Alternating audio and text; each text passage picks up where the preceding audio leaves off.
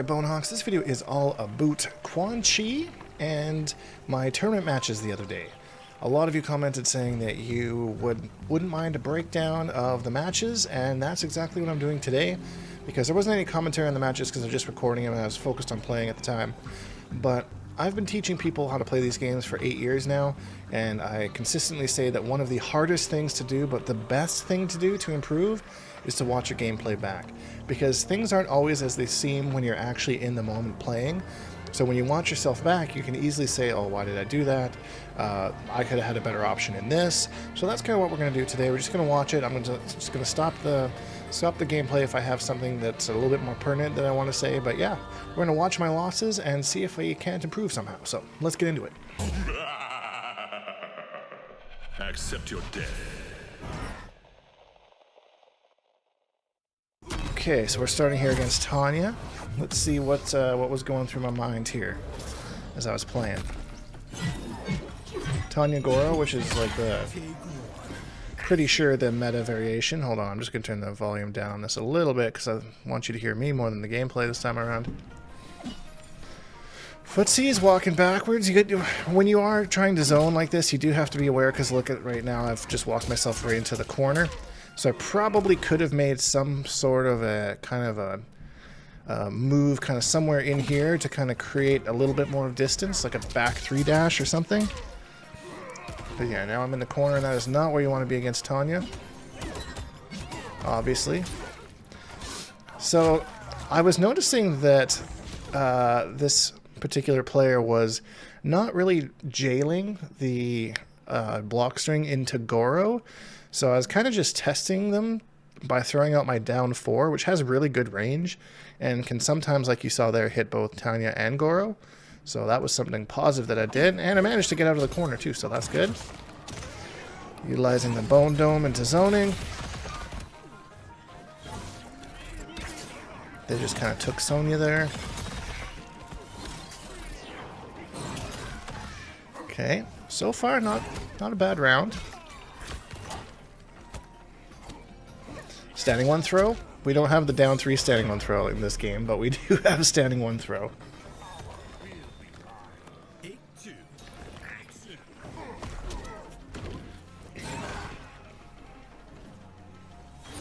Again, gotta be a little bit mindful of the corner here. Yeah, trading projectiles. And that's another thing that I do a lot that I'm trying to work on currently is I get the portal out and I immediately think I can just do whatever. And I need to really start thinking about it more as a baiting tool that, you know, like as soon as I have the portal out, they're going to panic and try to get in. And I should be baiting that somehow, because that's exactly what happened there. And I could have got a full combo punish, or at least taken their breaker at some point. That's also a big win too, if you can take all 3 of their bars. So that's definitely something I should have considered there. Because now I'm in this big damage. Her range is crazy. Yeah, it smacks right through Sonya and me. I think I made a video all about that, actually. Again, I put the portal out immediately, try and do something, and just drill kick right underneath it, so.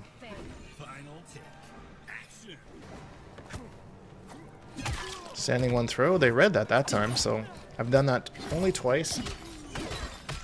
There I was trying to mix, so there I was trying to mix them up by doing 1-3 after I did like the 1 throw, but the bait didn't work, so should be duly noted. A breaker just to switch position here. Smacks us both around there.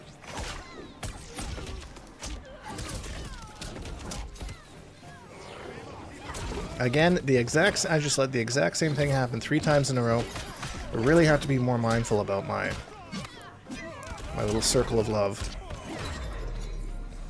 Tanya's going to take that game. This match was a little laggy, I will say. A little bit on the laggy side, but I feel like that only minimally contributed to my loss.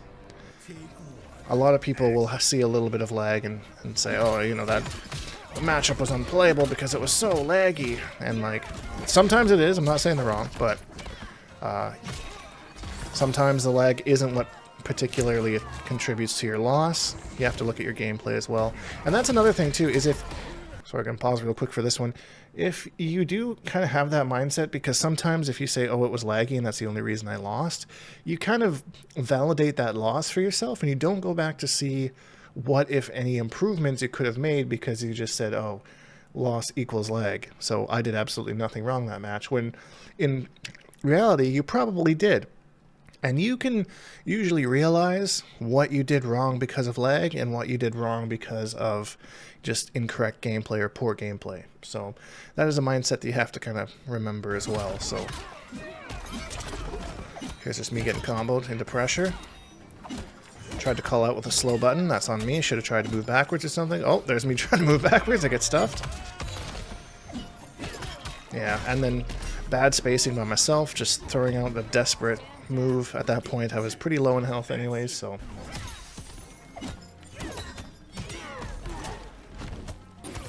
Going for that 1-3 again.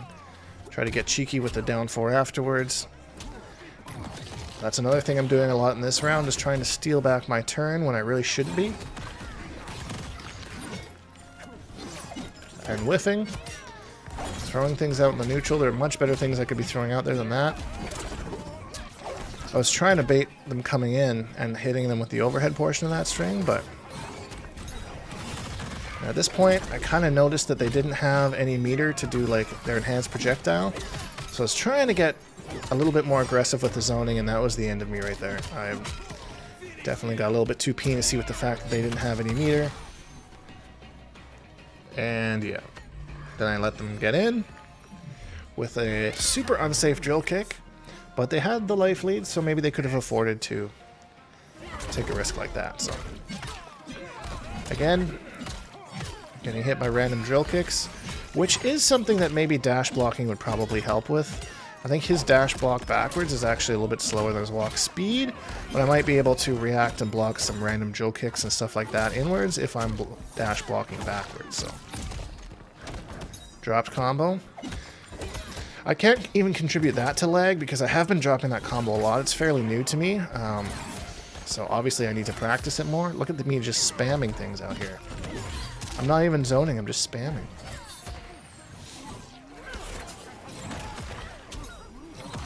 That was good.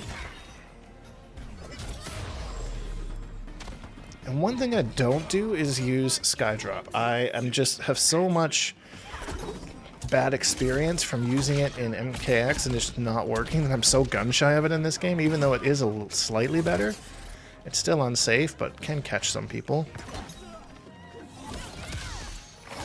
Thank you, Sonia, for taking the hit on that one. Yeah, I wasn't ready for that. I remember that. I wasn't really sure what my combo was. I forgot about it. Again, I should have poked there because they didn't jail Goro. Here's staggers.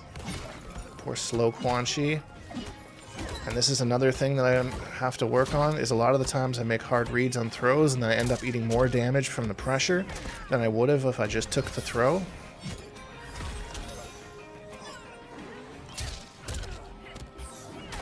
Alright, one more round to stay alive, perhaps? Have to break that.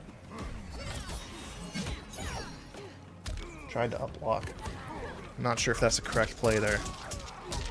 I think someone told me that's what I should do in that situation, but that's something I'll have to lab. And then, yeah, made a hard read on the throw when I had no health to survive, and I'm dead. So that's the first match that I lost.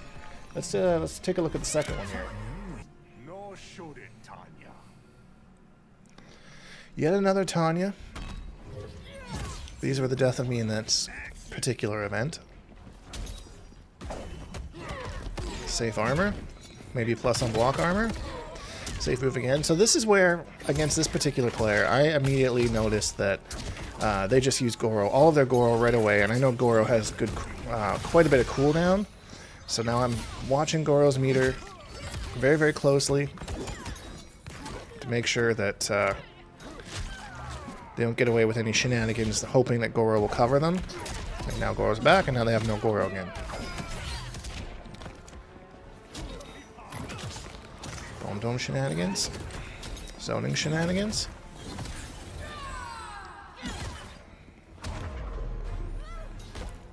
Alright, that was a little bit playing with fire there, but it worked out, so...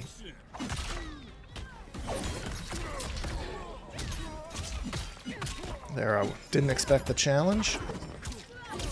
No Goro to save him on that part. I bet I dropped this. Oh no! I should have higher standards for myself.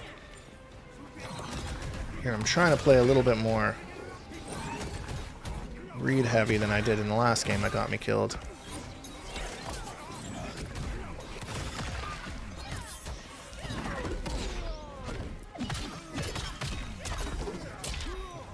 He confirmed drill kick. And I have no meter to break this. That's unfortunate.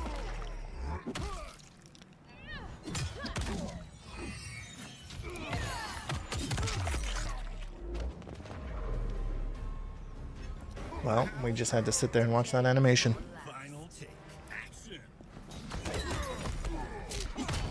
So now, yeah, they were doing a much better job of jailing Goro. And being aware of when Goro wasn't on the screen. That was also really nice. So there, good throw by myself. Reverse the corner position. You don't want to be in the corner against Tanya's Quan. Should have done the far away Bone Dome. Once again, dash blocking would probably help with the random...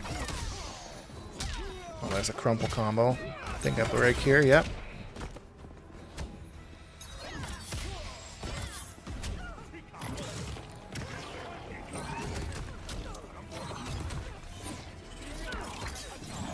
Kind of jailed them in here. And the chip out for the dub. So decent zoning at the end. They kind of got themselves in a bit of a pickle there. Stuck full screen with no meter.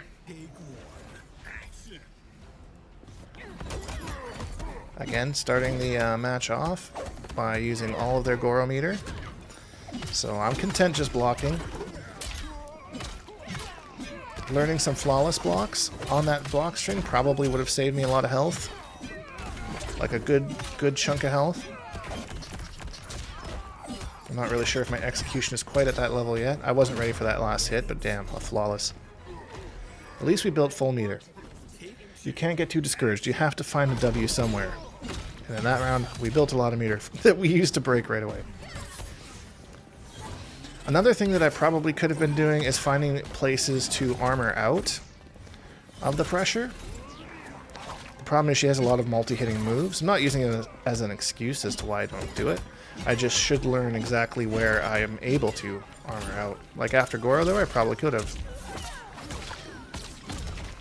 Yeah, drop that, I knew it. I still have to figure out where exactly the timing is on the jump 2-1.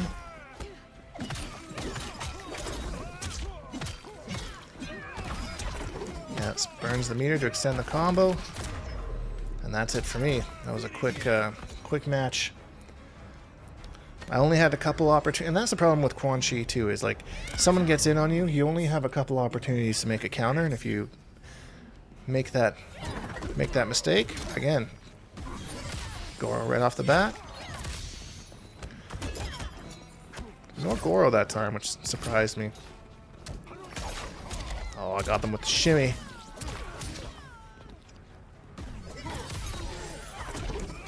Full screen conversion. That was actually really nice.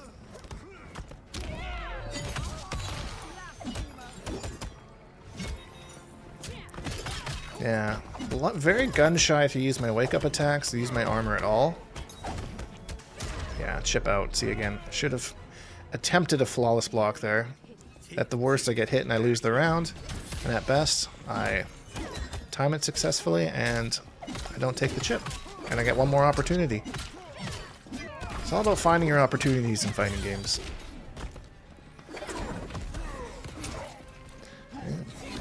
Down 4, just a check.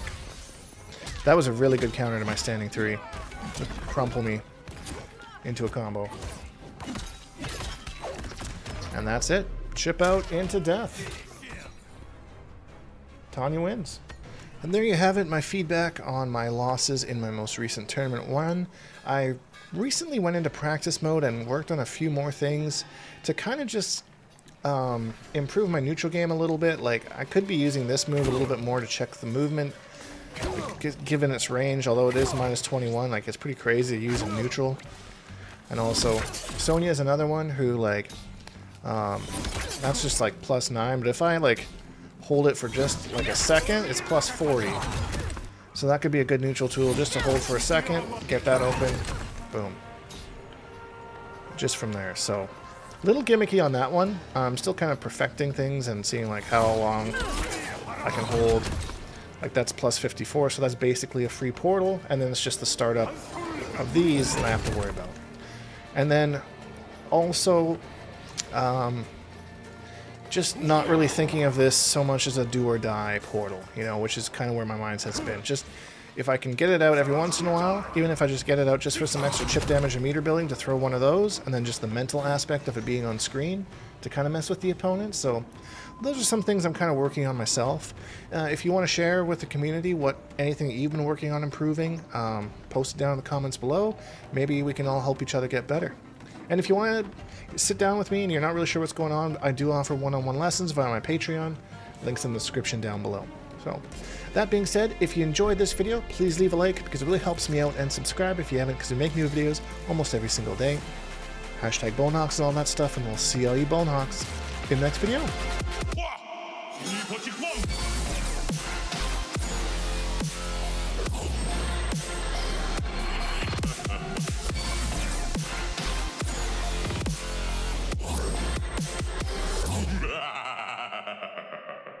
Accept your death.